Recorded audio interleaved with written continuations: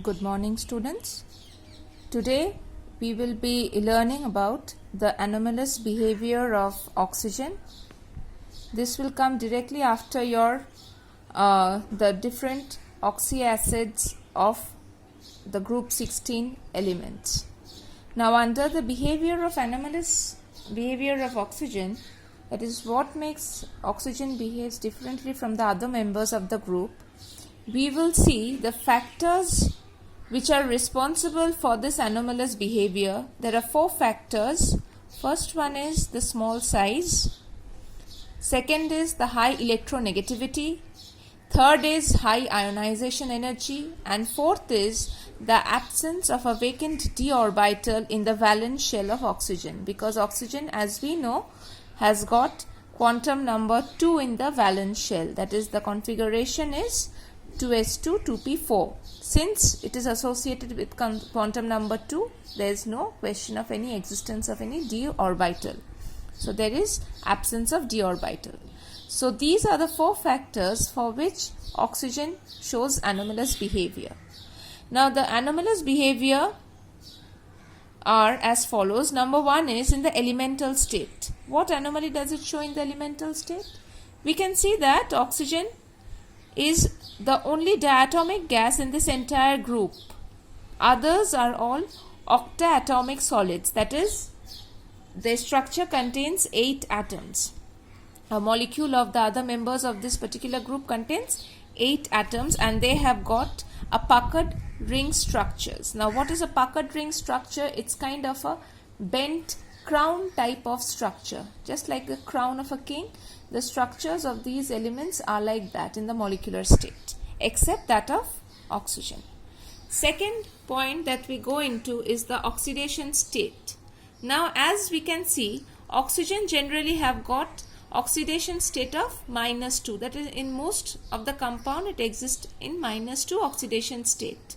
But in one compound it is found in the +2 oxidation state, and it is OF2, oxygen difluoride, which we have already studied when we studied halogen. And in the -1 oxidation state, it can be seen in any of the peroxides. The most common among them is hydrogen peroxide.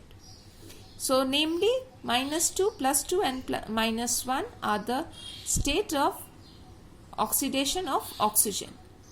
Now, what is the difference from the other members? The other members, as we have earlier seen, they all show oxidation state of +2, +4 and +6, in addition to -2 and +2.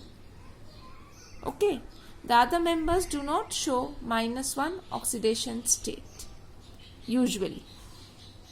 Next is third point, hydrogen bonding. Oxygen is capable of forming extensive hydrogen bonding. Reason is its small size and high electronegativity.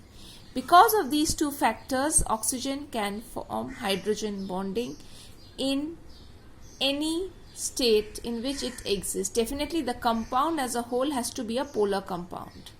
Non-polar compound does not form hydrogen bonds. Next is the covalency. The covalency exhibited by oxygen is always 2, whereas that for the other elements it is 6, because of the presence of d orbital in them. Whereas oxygen, since it does not have any d orbital, it can show a maximum covalency of 2. Next point comes is the types of compound which is formed by oxygen. The other members, if you see or if you have studied earlier, you will find that the other members of the group 16, that is sulfur, selenium, tellurium and polonium, their compounds are usually covalent in nature. Whereas oxygen forms ionic compound, or at most, if forming covalent compound, they are all polar in nature. That is, some amount of dipole moment exists in the other compounds of oxygen. Its reason is the high electronegativity of oxygen. Next is the magnetic character. When we did MO theory in class 11, we had learned that how to draw the MO electronic configuration of oxygen, and from there, since we are seeing that in the antibonding orbitals pi star, that is pi 2py star and pi 2px star, there is one electron each. This unpaired electron over here is responsible for the paramagnetic nature of oxygen. Okay. Next we go into preparation and properties. This is fairly simple part.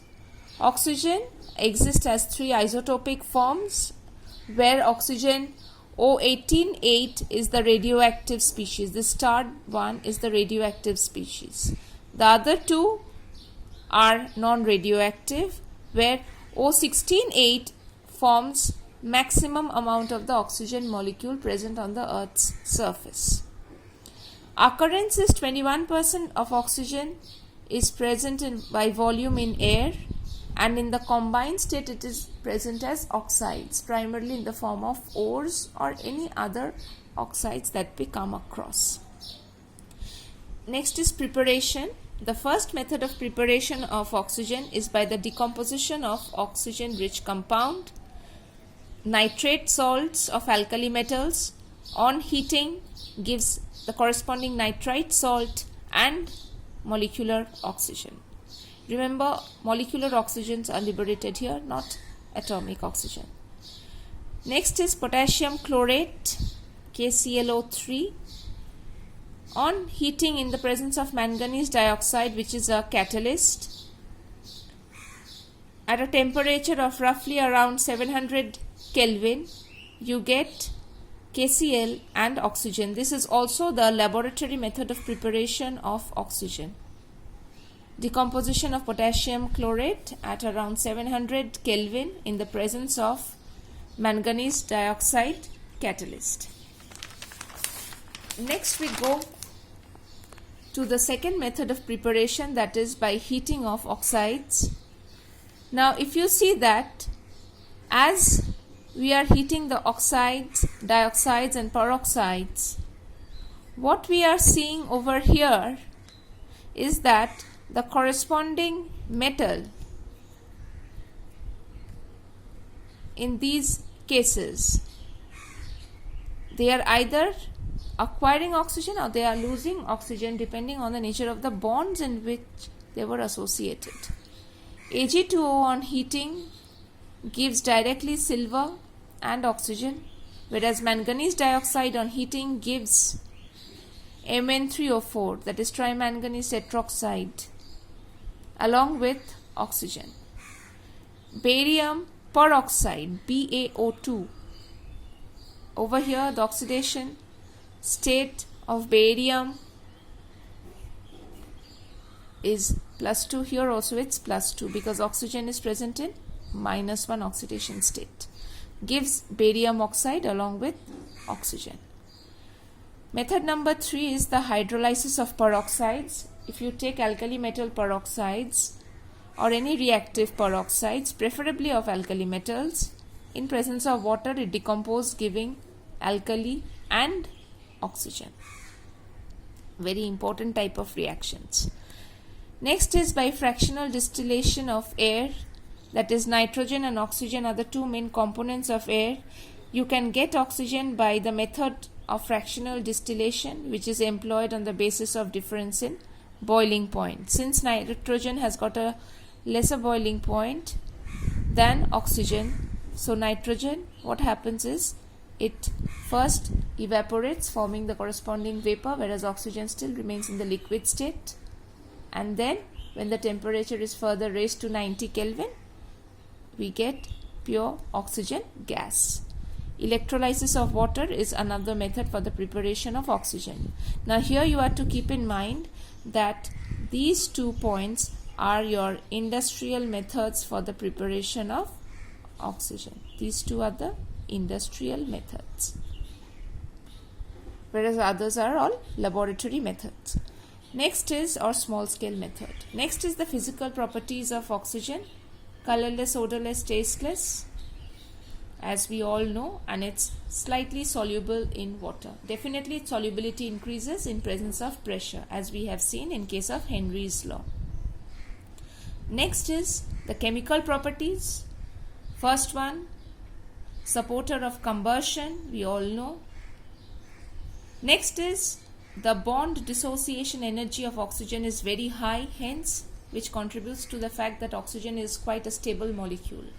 But here please keep in mind one thing, that since we are telling oxygen is quite a stable molecule, therefore in order to get atomic oxygen from molecular oxygen, you need to have a very high temperature.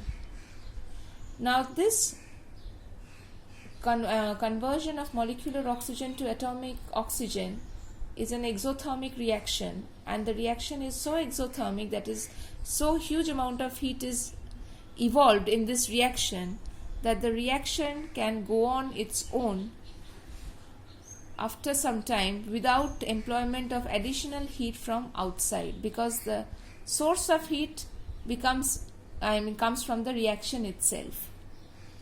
That is why once a thing starts burning, it goes on until and unless the supply of oxygen is completely cut off. Next, action on litmus. Oxygen is a neutral gas, therefore it does not have any action on litmus. With metals, the reactive metals like sodium and calcium, they on combination with oxygen forms corresponding oxides at room temperature, whereas with stable metals like aluminium and iron, at high temperature they form the corresponding alumina and ferric oxide. Whereas with non-metals like hydrogen, it combines at 1073 Kelvin to form water, that is roughly 800 degrees Celsius. It forms water in the presence of electric discharge. With nitrogen, it forms nitric oxide at this temperature, or even if you can't write this particular temperature, even in the presence of electric discharge. This is what happens when lightning strikes the cloud. Okay, that is when there is lightning in the atmosphere, NO gas is formed. Next is reaction of sulfur with oxygen forming sulfur dioxide, and carbon with oxygen forming carbon dioxide. All these require heat. Nothing can be done just by simple mixing. Next is the oxidizing property of oxygen. It's quite obvious because the word oxidizing came from the word oxygen. So HCl combines with oxygen at around 700 Kelvin in the presence of cupric chloride, forming water and Cl2 gas. That is HCl from -1 to 0 state oxidation, oxygen from 0 to -2 reduction.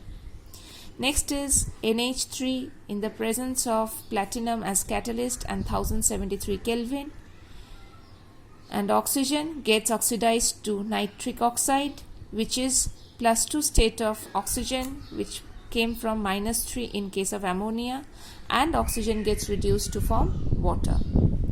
Third, carbon disulfide, sulfur over here -2 state, here +4 state, again oxidation of sulfur, oxygen 0 state to -2 state reduction.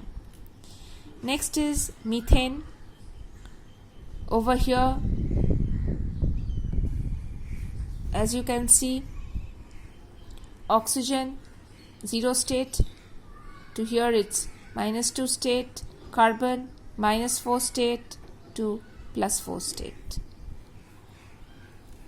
Next are the uses of oxygen.